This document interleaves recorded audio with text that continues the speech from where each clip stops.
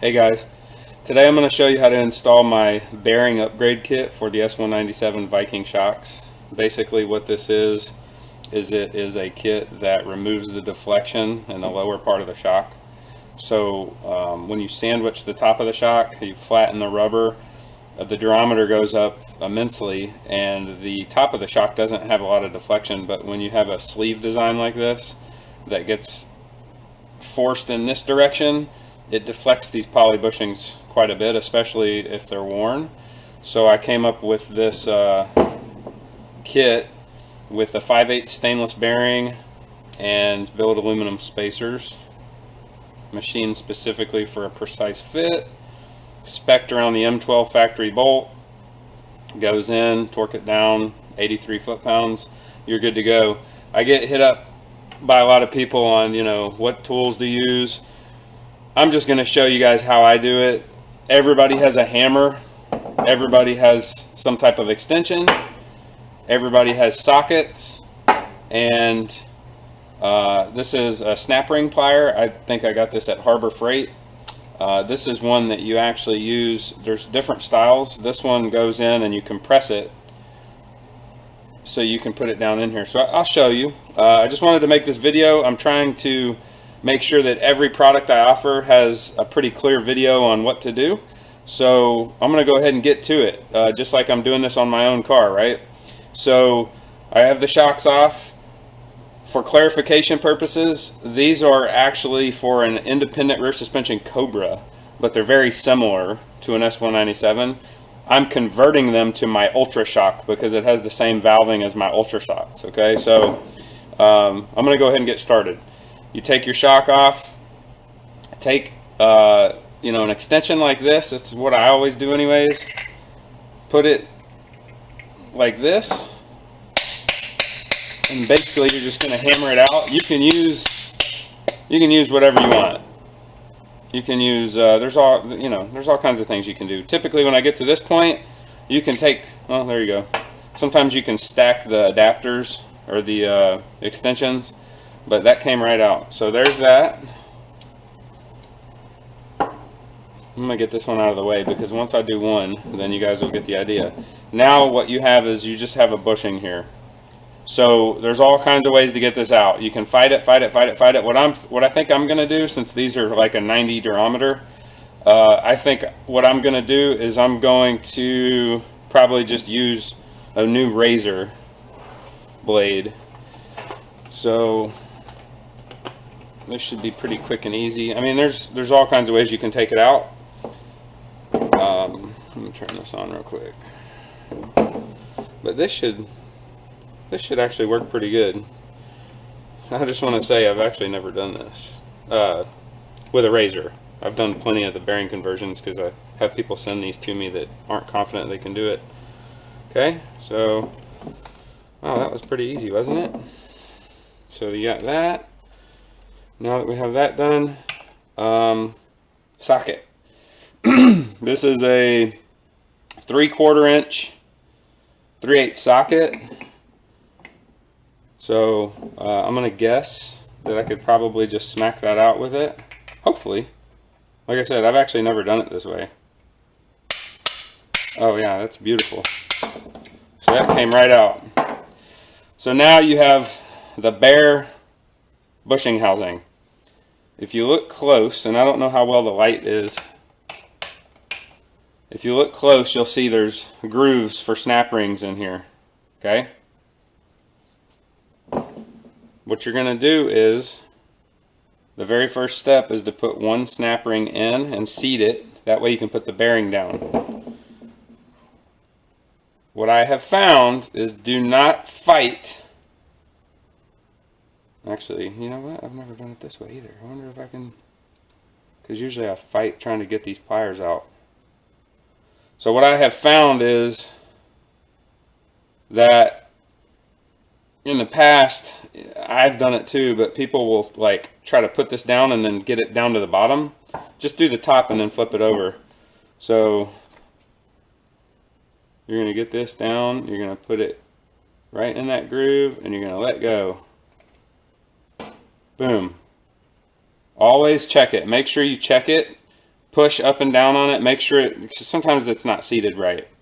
Inspect it, make sure that it's in there. That's perfect. So now you take this, you slide it in. Should fit pretty snug. You take your now on this one I'm not going to be able to go like I did, so I'm going to have to hook it this way.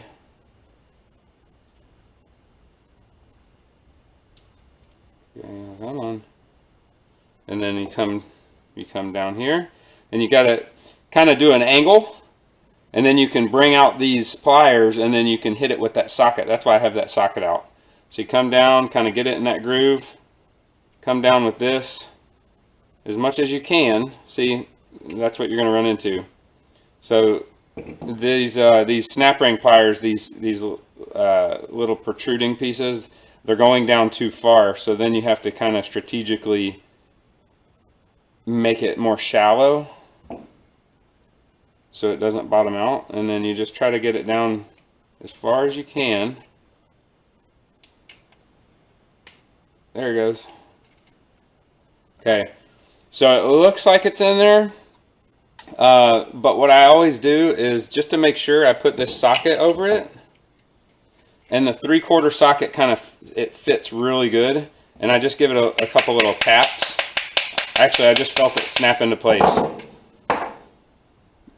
You look at it, everything's good. Make sure, you know, test it. Now you're done. So you just took this squishy bushing out and you replaced it with a nice 5/8 stainless bearing. It actually has pretty good articulation characteristics too for this design bearing. And then when you are putting this in the car, that's how it's going to be right there. That is, this is actually valved pretty aggressively, but this is the same, this now is the same shock that many people are using on really fast S197s right now. Jim Braun's one of them. He went mid-7s on 17-inch wheels on his turbo car. Now on 15s he's been deep into the 7s, probably go 6s soon. This same style shock valving on the compression side is what Justin Jordan uses on his 6-second car. This is once you get this in here, this is a powerful shock. I'm going to work on an upper design down the road. I've got some drawings made up, but I'm actually going to convert this to a nice little bearing setup in the top eventually. Right now it's just sandwiched with bushings. If you're watching this, there's a good reason you're watching it. So what I want to recommend to you guys is, when you put this on, the way that polymers and rubber and stuff works is it's soft. I can squish it like this, but once you squish it to where you know, it's this thick, for example, instead of that thick, then at that point it becomes very hard. You're increasing the durometer tenfold. You can get to a point where you know, you may damage this if you go too far, but you get to a point where it's squished so much that there's really no deflection there. It's not quite solid, but you squish it so much that there's no vertical movement in it. That's why this upgrade is far superior than converting up here to a bearing with this squished rubber. I just want to throw that out there, because I know that most of the people that are going to watch this, the 119 of you, you're probably watching it for a reason. You're not just, you know, scrolling through Facebook. So anyways, that's it. That was so quick that I think I'm just going to do it on this one again so you can see. So again, you put your socket in here.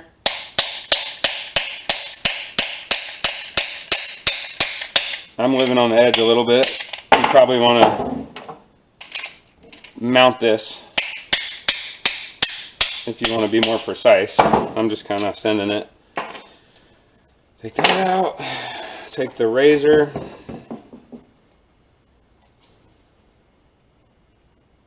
I'm pretty impressed at how easy this is with a razor. I've done pliers and all kinds of stuff in the past. I've never actually just taken a razor and trimmed it right off like this, so I'm actually pretty excited I thought of this just now.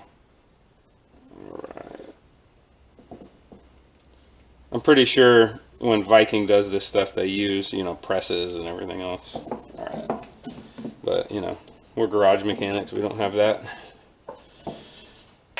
Alright, so couple of taps. She's out. Wipe it down real good, make sure it's clear. No debris. First side, pliers over the ring. Just learned that too while making the video. Come in here.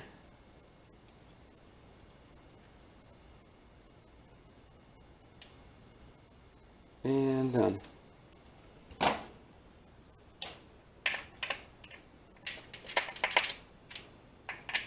Okay. Confirmed it's seated. Put the bearing in here. Go to the next one.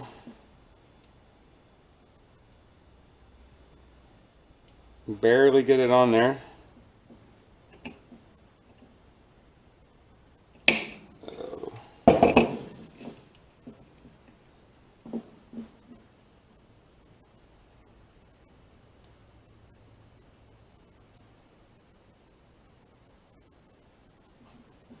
Sometimes it can be kind of sketchy because you think the snap ring's going to hit you.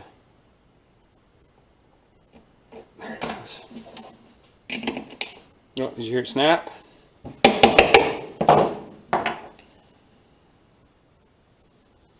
Boom.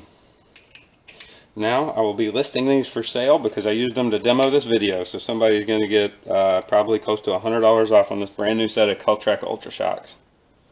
Alright guys, hope you enjoyed. I'm really trying to get more into this stuff to show you guys how to do it. You know, naturally every time I do this, it helps with revenues. Any increased revenues allows me to be able to, you know, make more videos, develop more products. I've got a ton of stuff in the pipeline right now. It's just finding the time to do it. But if you guys could support me by subscribing to my YouTube channel, check out my website. If there's something that you guys don't see and that you want, just being honest with you, I can get anything. I don't like to compete with, you know, all the online resellers and all the guys out there that specialize in it. I have zero interest in doing that. So, you know, if you're going to come to me wanting a Whipple supercharger kit for cost or a coolant tank for cost or something, I'm not interested. This is why I try to stick to this stuff. But, you know, BMR suspension parts, for example, I sell them every day as a convenience. So if there's anything that you guys have, or if you have an idea and you want to see me develop something, shoot me an email to kellytraction@gmail.com. Anyways, that's it for now. Hope you guys enjoyed.